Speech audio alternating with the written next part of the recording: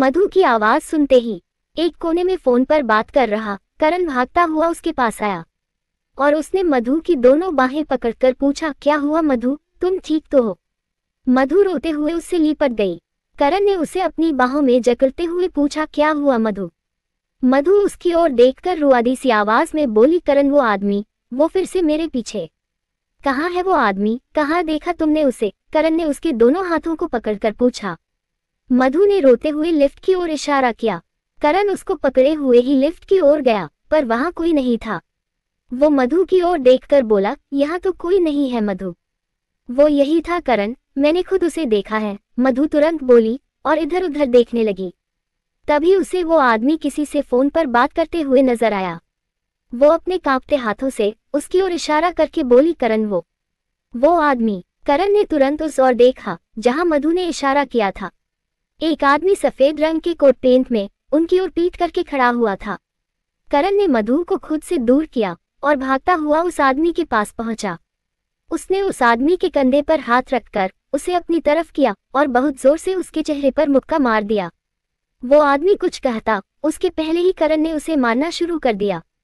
मधु ने जैसे ही उस आदमी का चेहरा देखा तो भागती हुई करण के पास पहुंची और उसे पकड़कर बोली, रुकिए करण। नहीं मधु, आज मैं इसे जान से मार दूंगा, करण उसे मारते हुए बोला। मधु ने उसे और कसकर पकड़ा और बोली, करण छोड़िए इन्हें, ये वो आदमी नहीं है, छोड़िए इन्हें। करण ने उस आदमी को छोड़ दिया। मधु उस आदमी के सामने हाथ जोड़कर बोली, प्लीज भाई साहब, हमें माफ कर दीजिए, वो हम आपको कोई और समझ बैठे। मैं अपने पति की तरफ से आपसे माफी मांगती हूँ। I am really sorry. Sorry? कितनी बुरी तरह मारा है आपके पति ने मुझे, पुलिस कंप्लेन करूंगा मैं इनकी। इतना कहकर वो आदमी पुलिस को फोन करने लगा। मधु की घबराहट और रोना और बढ़ गया। तभी मैनेजर साहब वहां आकर बोले, पुलिस को फोन करने से पहले प्लीज बस एक बार मेरी बात सुन लीजिए सर, प्लीज आइए मेरे साथ। उस आदमी ने जाने से इनकार कर दिया तो मैनेजर साहब ने एक बार फिर उससे रिक्वेस्ट की और उसे अपने साथ एक कोने में ले गए। उसके जाते ही मधु घबराहट में करण से बोली, करण अगर उस आदमी ने सच में कंप्लेन कर दी तो पुलिस आपको पकड़कर ले जाएगी। ये सब मेरी वजह से हुआ है। मेरे बेवजह के डर ने आपके लिए मुश्किल खड़ी कर दी, अब पता नहीं क्या होगा। करण ने उसकी दोनों बाहों को पकड़ा और उसे अपने करीब लाकर बोला, कुछ नहीं होगा। पुलिस के यहाँ आने से पहले हमारे वकील यहाँ आ जाएंगे। तुम्हें परेशान होने की कोई जरूरत नहीं है मधु। पर मधु की घबराहट अभी भी कम नहीं हुई। उसे रोते देख करण ने उसे अपने सीने से लगा लिया। कुछ नहीं होगा मधु, तुम प्लीज रोना बंद करो। तभी वो आदमी मैनेजर के साथ वहां आ गया और बोला, आपने गलतफहमी में आकर मुझ पर हाथ उठाया है और फिर आपकी पत्नी भी मुझसे माफी मांग रही है, बस इसलिए मैं ये बात यही खत्म करता हूँ। पर अगर आइंदा आपने ऐसा किया तो मैं आपकी पुलिस कंप्लेन जरूर करूंगा। थैंक यू सो मच भाई साहब, दोबारा ऐसी गलती कभी नहीं होगी। सॉरी। मधु हाथ जोड़कर बोली तो वो आदमी वहां से चला गया। उसके जाते ही मैनेजर साहब मधु से बोले, आप चिंता मत करिए मैम, अब कोई प्रॉब्लम नहीं होगी। थैंक्स, करण भी बोला। मैनेजर साहब सिर हिलाकर वहां से चले गए। उनके जाते ही मधु ने करण की ओर देखा और रोते हुए बोली, आई एम सॉरी करण। करण ने उसके आंसू पोंछे और मुस्कुरा दिया, चलो मैं तुम्हें घर छोड़ देता हूँ। मधु ने सिर हिलाया पर वो आगे बढ़ते हुए अभी भी परेशान सी उस सफेद कोट वाले के बारे में सोच रही थी और करण सिर्फ उसे देख रहा था। करण ने गार्ड से अपनी गाड़ी मंगवाई और मधु के साथ वहां से निकल गया। वो गाड़ी ड्राइव कर रहा था पर मधु अभी भी परेशान थी। उसके डर की वजह से आज जो भी हुआ वो सब उसके जहन से जा ही नहीं रहा था। वो मन ही मन खुद से बोली, मधु आज तेरे डर की वजह से करण मुश्किल में आ सकते हैं। अगर उस आदमी ने पुलिस कंप्लेन कर दी होती तो तेरी फैमिली की इज्जत का तमाशा बन गया होता। अपने माँ पापा और मीरा के बाद अब तू करण की भी परेशानी की वजह बन गई है। पता नहीं तेरी जिंदगी से वो आदमी और उसका डर कब जाएगा। यही सब सोचते हुए उसकी आंखों से आंसू बहने लगे। करण ने उसे रोते देखा तो बोला, मधु अब क्यों रो रही हो, सब ठीक तो है। करण प्लीज गाड़ी रोकिए। तभी मधु बोली। करण ने तुरंत अपनी गाड़ी सड़क के किनारे ली और रोक दी। गाड़ी के रुकते ही मधु ने अपना सीट बेल्ट खोला और गाड़ी से बाहर आकर सड़क पर चलने लगी। करण भी सीट बेल्ट खोलकर उसके पीछे आया। उसने मधु की बाह पकड़ी और उसे अपने करीब लाकर गुस्से में बोला, तुम्हें कोई बात एक बार में समझ नहीं आती क्या? जब कुछ हुआ ही नहीं तो इतनी परेशान क्यों हो रही हो? और जा कहाँ रही हो? चलो चलकर गाड़ी में बैठो। मुझे कहीं नहीं जाना। आज मेरी वजह से आपको जेल हो सकती थी। पता नहीं कल मेरी वजह से आपके साथ और क्या होगा। इसलिए अच्छा होगा जो मैं आपसे दूर रहूं। शट अप मधु, जस्ट शट अप। अपनी बकवास बंद करो। पता नहीं तुम्हारे दिमाग में ये सारी बकवास बातें आती कहाँ से है। एक ही जगह पर आकर सुई अटक जाती है तुम्हारी। कुछ नहीं हुआ है मुझे और ना ही कुछ होगा, समझी तुम? करण गुस्से में भड़का। पर मधु ने कोई जवाब नहीं दिया और उसका रोना और बढ़ गया। उसे इस तरह रोते देख करण ने अपने गुस्से पर काबू किया। उसने मधु के चेहरे पर आ रहे बालों को उसके चेहरे से हटाकर उसके कान के पीछे किया और बोला, मधु अगर मेरे होते हुए तुम्हें इतना डर लग रहा है, इतनी तकलीफ हो रही है, तो मेरे साथ होने का क्या फायदा? दूर तुम्हें नहीं बल्कि मुझे तुमसे हो जाना चाहिए, क्योंकि शायद मैं तुम्हें ये यकीन नहीं दिला पा रहा हूँ कि मेरे रहते तुम्हें नुकसान पहुँचाना तो दूर, कोई तुम्हारी परछाई को भी नहीं छू सकता। इसलिए मैं ही चला जाता हूँ। इतना कहकर वो मधु से दूर जाने लगा तो मधु तुरंत उससे लिपट कर बोली, नहीं करण, आज मुझे डर अपने लिए नहीं लग रहा, क्योंकि मैं जानती हूँ कि आपके होते मुझे कोई चोट नहीं पहुँचा सकता। आज मुझे आपके लिए डर लग रहा है कि कहीं मेरी वजह से आप पर कोई मुश्किल न आ जाए। आप उस राक्षस को नहीं जानते करण, वो बहुत बुरा आदमी है। वो मुझ तक पहुंचने के लिए आपको नुकसान पहुंचा सकता है। वो कुछ नहीं कर पाएगा मधु। अगर तुम उस आदमी तक पहुंचने में मेरी मदद करो तो हम दोनों उसे उसके अंजाम तक पहुंचा सकते हैं। करण उसके चेहरे को छूकर बोला। मधु एकटक उसकी ओर देखने लगी। करण ने उसके आंसू पोंछे और बोला, मधु पिछली बार तुम उस आदमी को इस होटल में देखकर बहुत डर गई थी और मैं तुमसे उसके बारे में कुछ नहीं पूछ सका, क्योंकि मुझे तुमसे तुम्हारी पर्सनल लाइफ के बारे में कुछ भी पूछने का कोई हक नहीं था। पर अब मैं इतना हक तो रखता हूं ना कि तुम मुझसे अपनी तकलीफ शेयर कर सको, मुझे उस आदमी के बारे में सब कुछ बता सको। बताओ मुझे मधु कि ऐसा क्या किया उस आदमी ने जो वो तुम्हारे जहन में खौफ बनकर बैठ गया है। बोलो मधु। मधु ने हिम्मत की और करण को वो सब कुछ बताया जो दिल्ली की उस रात उसके साथ हुआ था। करण चुपचाप उसकी बातें सुन रहा था। मधु रोते हुए बोली, अगर उस रात वो लड़की नहीं होती तो आज मैं भी नहीं होती। 3 साल हो चुके हैं पर वो हादसा मेरे जहन में आज भी जिंदा है। पर इस बात का सुकून था कि अब मैं उस राक्षस की पहुंच से बहुत दूर हूं। पर सालों बाद उसने मुझे शिमला में फिर से देख लिया और वो मेरा पीछा करते हुए यहाँ और फिर उदयपुर पहुंच गया। जब जब वो आदमी मेरे सामने होता है तो डर के मारे मेरे हाथ पैर कांपने लगते हैं। वो इंसान नहीं राक्षस है। अगर उसने मुझ तक पहुंचने के लिए आपको चोट पहुंचा दी तो मैं खुद को कभी माफ नहीं कर पाऊंगी, कभी नहीं। वो इतना कहकर फिर से करण को पकड़कर रोने लगी। करण उसे संभालते हुए बोला, वो हमारा कुछ नहीं बिगाड़ सकता मधु, कुछ भी नहीं, क्योंकि अब हर पल मैं तुम्हारे साथ हूँ और मेरे रहते वो कुछ नहीं कर पाएगा। मधु ने उसे और कसकर पकड़ लिया। करण उसे अपनी बाहों में लिए गाड़ी की ओर बढ़ा। उसने मधु को गाड़ी में बैठाया और गाड़ी ड्राइव करते हुए बोला, मधु इस वक्त मैं तुमसे आगे कुछ नहीं पूछूंगा, पर कल सुबह जब मैं तुम्हें घर लेकर आऊं तो घर आते ही तुम मुझे उस आदमी का पूरा हुलिया बताओगी। हर वो बात बताओगी जो तुम उस आदमी के बारे में जानती हो, समझी तुम? मधु ने हाँ में अपना सिर हिला दिया। दूसरी ओर आरती बहुत सारे बैग्स लेकर घर पहुंची तो मोहन ने उसके आते ही पूछा, ये सब क्या है आरती? और तुम 1 घंटे का कहकर गई थी और 4 घंटे बाद लौटी हो। आरती ने सारे बैग सोफे पर रखे और बोली, मधु पग फेरों के लिए यहाँ आई है और कल वापस अपने घर चली जाएगी।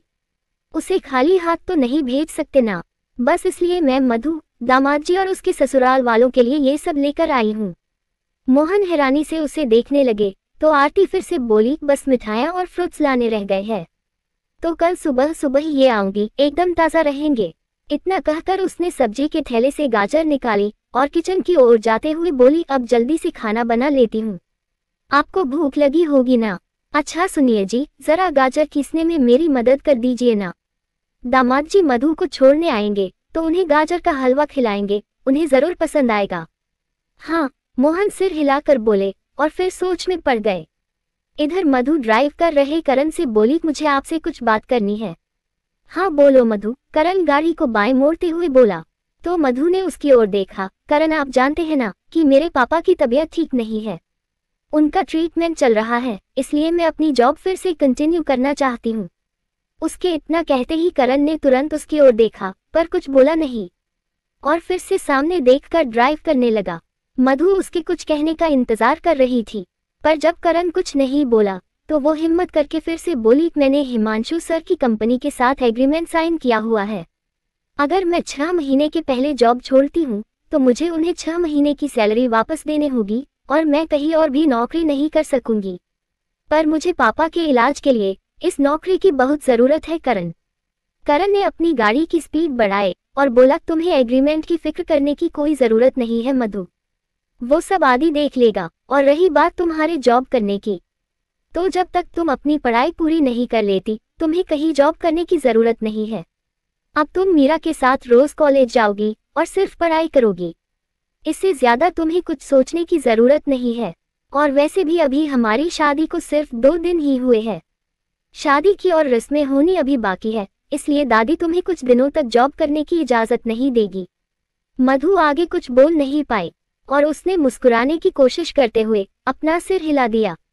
करण उसकी ओर देखकर मन ही मन बोला, आई एम सॉरी मधु, पर मैं तुम्हें नहीं बताना चाहता कि मैं तुम्हारे पापा के ट्रीटमेंट का अरेंजमेंट कर चुका हूँ, क्योंकि तुम्हें ये बात अच्छी नहीं लगेगी। तुम्हारा और तुम्हारे पापा का आत्मसम्मान तुम्हें मुझसे मदद नहीं लेने देगा। मधु भी मन ही मन बोली, हे भगवान, अब मैं इन्हें कैसे बताऊं कि मेरी फैमिली मुझ पर ही टिकी हुई है। अगर मेरे रुपये आने बंद हो गए तो पापा का इलाज कैसे होगा, अबीर की पढ़ाई कैसे पूरी होगी और घर कैसे चलेगा। मधु, तुझे कुछ भी करके इस परेशानी का कोई ना कोई हल तो निकालना ही होगा, जिससे करण का मान भी रह जाए और तू अपनी जिम्मेदारी भी पूरी कर सके। तभी करण ने गाड़ी रोक दी। मधु ने गाड़ी से बाहर देखा तो उसका घर आ चुका था। उसने अपना सीट बेल्ट खोला और गाड़ी से बाहर आई तो करण उसकी ओर देखकर बोला, गुड नाइट मधु, आप घर नहीं चलेंगे क्या? आइए ना, पापा को अच्छा लगेगा, मधु बहुत प्यार से बोली। करण ने कुछ पल सोचा और फिर गाड़ी से बाहर आ गया। दोनों मधु के घर की ओर बढ़ने लगे। घर पहुंचते ही मधु ने अपने घर का दरवाजा खटखटाया तो किचन में काम कर रही आरती बोली, लगता है मधु और दामाद जी आ गए। उसने जल्दी से आकर दरवाजा खोला तो सामने करण और मधु खड़े थे। वो मुस्कुराते हुए बोली, अंदर आओ बेटा। मोहन भी आ गया। आकर करण से बोले, बैठो बेटा। नहीं अंकल, अब मुझे इजाजत दीजिए, बहुत देर हो गई है। करण ने अंदर आकर उनके पैर छुए और बोला। तो आरती भी तुरंत बोल पड़ी, मैं जानती हूँ दामाद जी कि आप मधु को लेकर अपने दोस्त के घर खाने पर गए थे। मीरा ने बताया था हमें, पर बस थोड़ी देर रुक जाइए, मैंने आपके लिए गाजर का हलवा बनाया है, प्लीज खाकर जाइएगा। करण मधु की ओर देखने लगा पर वो भी उसकी हाँ का ही इंतजार कर रही थी। करण ने मोहन की ओर भी देखा और मुस्कुराते हुए बोला, ठीक है, मैं अभी हलवा लेकर आती हूँ। आरती तुरंत किचन में चली गई। करण आकर सोफे पर बैठ गया। तभी उसके फोन की बेल बजने लगी। उसने अपना फोन देखा तो शालिनी की कॉल थी। उसने तुरंत कॉल रिसीव की। जी मम्मा। करण, कहाँ है तू? जल्दी से घर आ, मुझे तुझसे कुछ बात करनी है, शालिनी बोली। करण ने तुरंत मोहन की ओर देखा और बोला, बस मम्मा, आधे घंटे में घर आ रहा हूँ। ठीक है, जल्दी आ। इतना कहकर शालिनी ने कॉल कट कर दी। तभी आरती हलवा लेकर आई। उसने ट्रे टेबल पर रखी और हलवे की एक कटोरी उठाकर करण को दी। खाओ बेटा। करण चुपचाप हलवा खाने लगा। मधु के चेहरे पर मुस्कुराहट आ गई और उसने भी एक कटोरी उठाई। तभी मीरा वहां आकर बोली, मैं भी हूँ। हाँ, मैं तेरे लिए लेकर आती हूँ। मधु ने इतना कहकर अपनी कटोरी टेबल पर रखी और किचन में चली गई। मीरा ने भी जल्दी से अपना बैग टेबल पर पटका और वो भी मधु के पीछे पीछे किचन में आ गई। उसने मधु को पीछे अपनी बाहों में भरते हुए पूछा, कैसी रही तेरी और करण की डेट? मधु मुस्कुरा दी। उसने एक कटोरी में हलवा लिया और चम्मच से मीरा को खिलाते हुए बोली, बहुत बहुत बहुत अच्छी।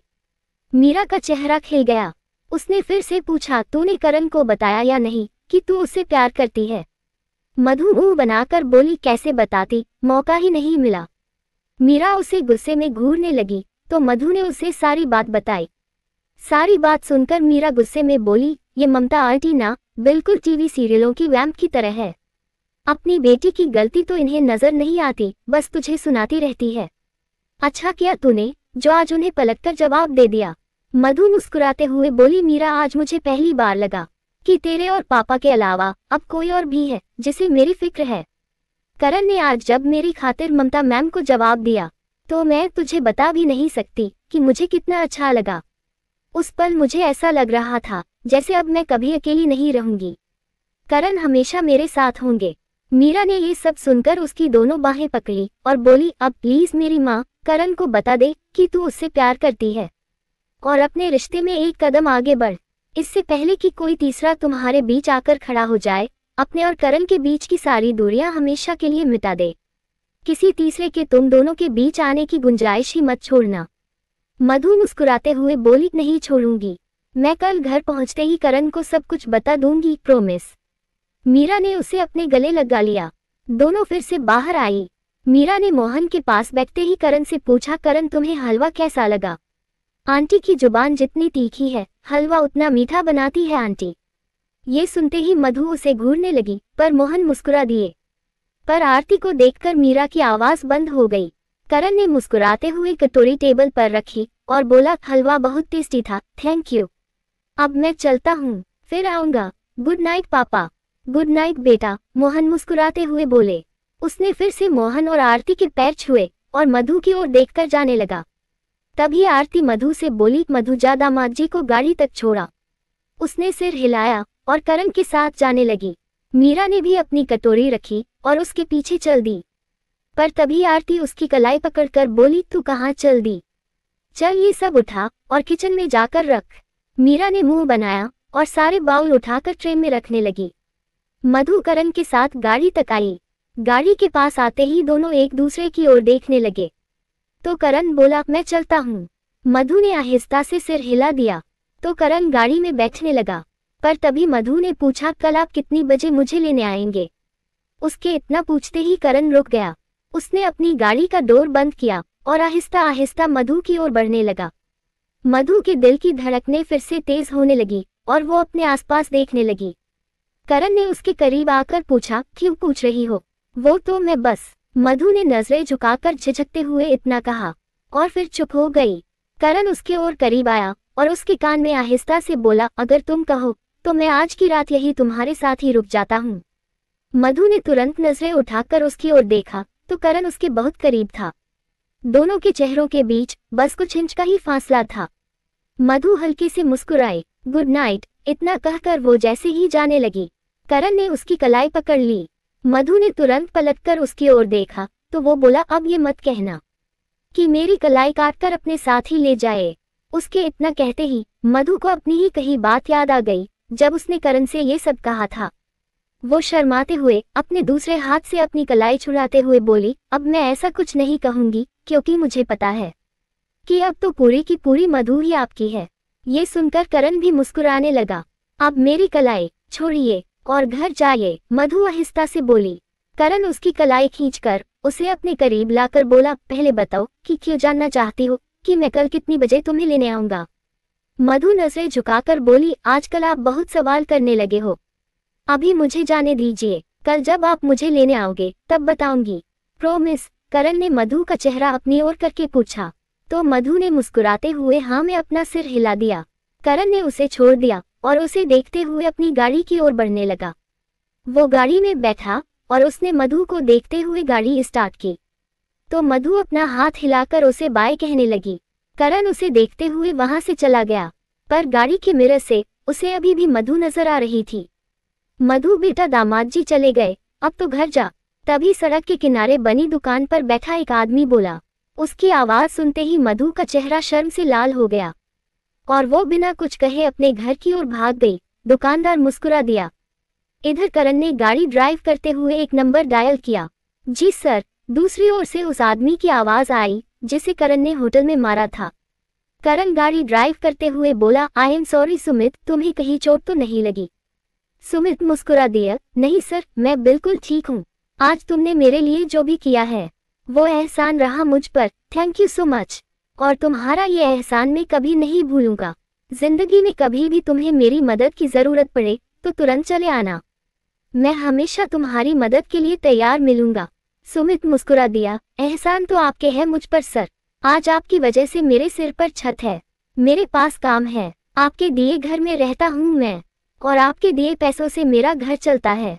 मेरे बच्चे अच्छी स्कूल में पढ़ते हैं और उनका सारा खर्चा आप ही उठाते हो, इसलिए आपके लिए तो मेरी जान भी हाजिर है। अगर फिर से मेरी ज़रूरत पड़े तो मुझे बस एक फ़ोन कर दीजिएगा, मैं तुरंत आ जाऊंगा।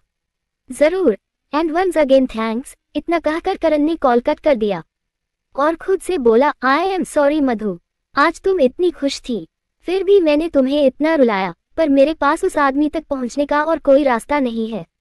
अगर मैं ये सब नहीं करता तो शायद तुम मुझे सब कुछ बताने के लिए कभी नहीं मानती। मुझे कुछ ना हो जाए इस डर से अब तुम मुझे उस आदमी तक जरूर पहुंचाओगी।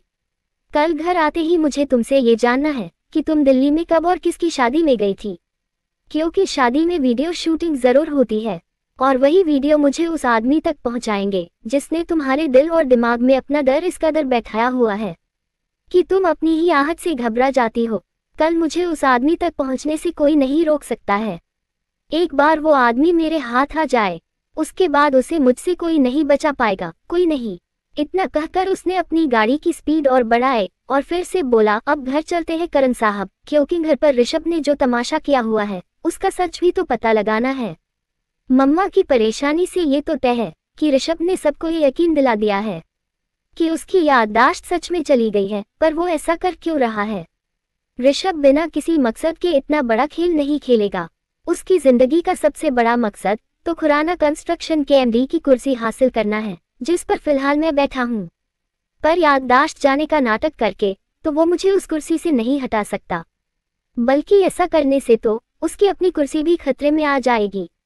तो फिर इतने बड़े ड्रामे की क्या वजह हो सकती है? मुझे कुछ भी करके पता करना होगा कि आखिर ऋषभ याददाश्त जाने का खेल क्यों खेल रहा है। लेखिका कविता वर्मा। अगर आपको मेरी लिखी कहानियां पसंद आ रही है और आप इस कहानी को आगे भी पढ़ना और सुनना चाहते हैं तो मेरे चैनल को लाइक करें, शेयर करें और आज ही सब्सक्राइब भी करें। Thank you for watching this video.